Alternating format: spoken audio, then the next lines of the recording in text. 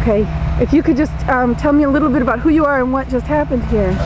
Ron Harnois, and live with my father Xavier. And the house started on fire, and luckily my father wasn't home.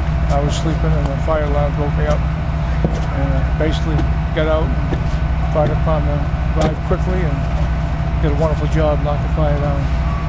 And now you were just telling me your mom is Rita Harnois, who's a... Rita Harnois, yes. She passed away a couple of months ago, but she's she's a local artist. Very well known. You said a lot of her work is in that house. In the house, on all the walls, 3rd floor, 2nd floor, 1st floor, many of her oil paintings. What kind of paintings did she do? What did she paint? Still life mostly. And almost anything. She'd tackle everything, Can you tell me a little bit about your mom? Yeah, she ran a fabric shop in Taunton for years, Rags and Riches on Bay Street, until she retired. Now, you said she just passed away a couple of months ago. Yeah, she long illness. She was in a nursing home. Passed away. But now, this must be a terrible worry to you that all those paintings are in that house. Oh, yeah. And I'm hoping that, well, she had a lot of cloth in there and different things. She was a seamstress, ran a fabric shop, and a lot of her stuff was in there.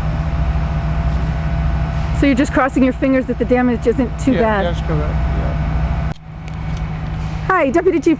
So we're here in front of, is it 10 Rockland Street? I believe it is. And there was a fire today in the late afternoon. Can you tell me a little bit about where did it start? Well, it appears to have started on the 3rd floor. We're investigating right now to try to pinpoint the origin of the fire. And it vented itself through the roof in the window before we could vent it ourselves. So that you had to have a lot of fire at that point. Right. Said knocked it down pretty well. We made a real nice stop. We knocked it right down, and the fire damage is pretty much just on the 3rd floor. But of course, you have smoke and water damage on the 2nd and 1st floors. Now this is a single-family, really large Victorian It is a single-family home with 2 people living in it.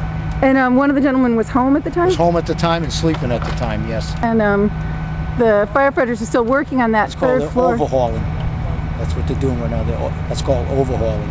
Well, you said they're using the infrared camera. That's correct. To check the walls and the void spaces, make sure we don't have any hidden fire left in there, because it's so compartmentalized upstairs. Right, makes sense. And it's still overhauling, because as you can see, we still have a few things smoldering. Yep. There was a lot of contents up there, so we have to make sure everything is completely put out. Yep. Yep. We still have some glowing fire right here, so make sure that's on the outside. Yeah, see right here?